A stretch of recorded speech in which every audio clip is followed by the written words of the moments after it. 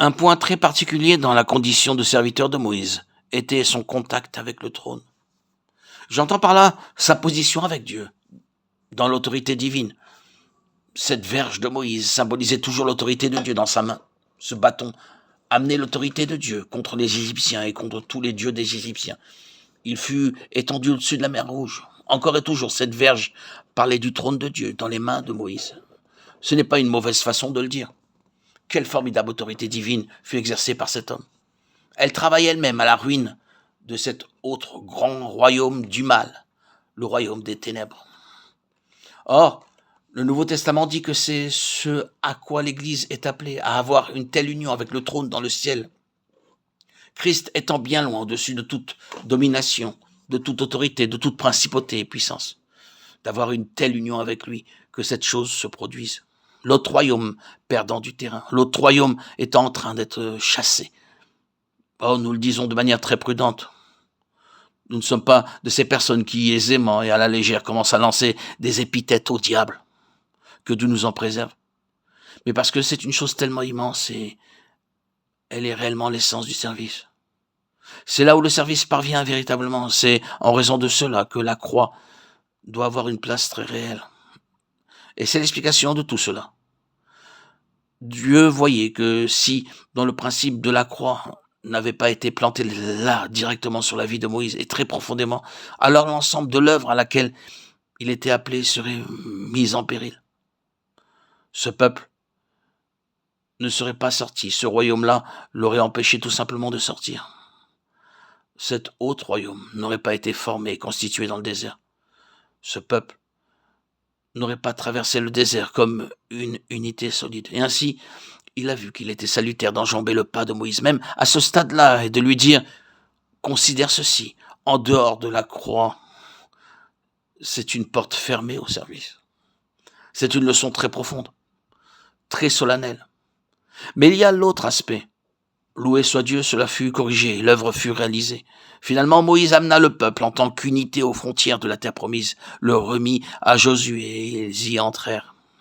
Eh bien, ce sont tous des types, et tous les types et les figures sont des choses limitées. Ils s'effondrent. Mais c'est un type de l'Église dans cette dispensation, et ce qu'elle symbolise. L'Église passe à travers sur le même principe. Mon mot de la fin doit simplement être celui-ci, alors que nous avons parlé de manière si générale ou même en termes spécifiques. Nous devons mettre ceci en application. Un tel serviteur et de tels serviteurs, un tel service peut être individuel. Il peut être cela. Dieu posera sa main sur une personne pour être celle qui l'utilisera de cette manière. Cela peut être sur un groupe local que vient la main de Dieu dans ce but même.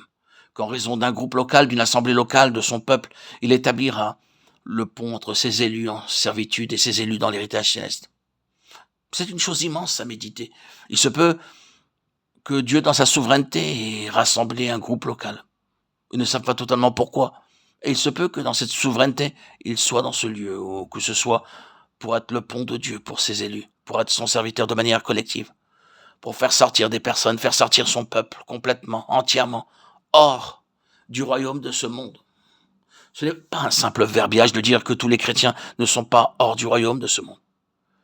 Faire sortir complètement des personnes pour Dieu et les former, ou que Dieu les forme, quelque chose qui corresponde à son Fils, et en faire à partir d'un certain nombre d'individus une unité instruite par le Saint-Esprit, dans les lois du royaume céleste.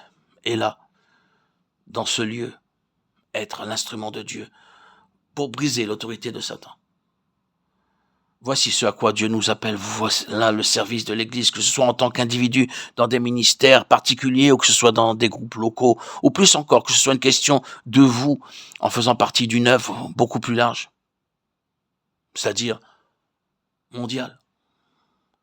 Ne pensez pas que les chrétiens soient rassemblés uniquement pour avoir des réunions, des études bibliques et de beaux messages et vivre juste là comme de bons chrétiens heureux, ensemble, très satisfaits d'eux-mêmes, cherchant le Seigneur, priant, chantant et ainsi de suite.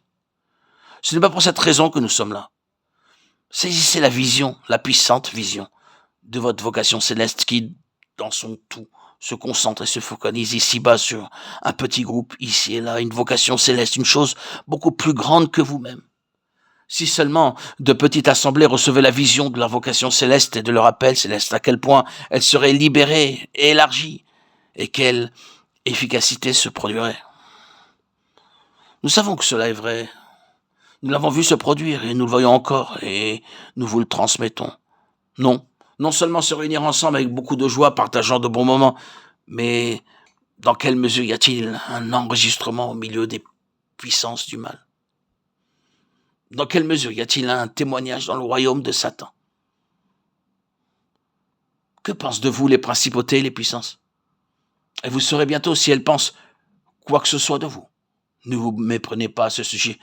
Vous les touchez et vous saurez ce qu'elles pensent de vous. Mais que cela signifie-t-il? Cela signifie la croix. Cela signifie vraiment la croix. Vous devez être des serviteurs crucifiés. Vous devez être des groupes crucifiés. Rien qui s'oppose à la signification, à la profonde signification de la croix ne doit être présent, ou votre vocation sera arrêtée. Votre service sera tenu en échec. Dieu ne peut pas continuer. Il dira à nouveau, il n'y a pas d'accès. La porte est fermée. Tu devras rester là où tu te trouves et mourir. Que le Seigneur révèle sa parole dans nos cœurs. C'est un message difficile à dire. Mais je veux croire qu'il l'interprétera et l'expliquera. Je suis tout à fait sûr que c'est son message. Ce qu'il veut nous dire. Dieu a un grand dessein pour son Église en tout lieu à accomplir dans cette dispensation. Ce dessein est d'amener son Église, son peuple, dans cette position où ils prennent possession du royaume. Et je le répète, cela veut dire une œuvre profonde de Dieu dans la vie de telles personnes.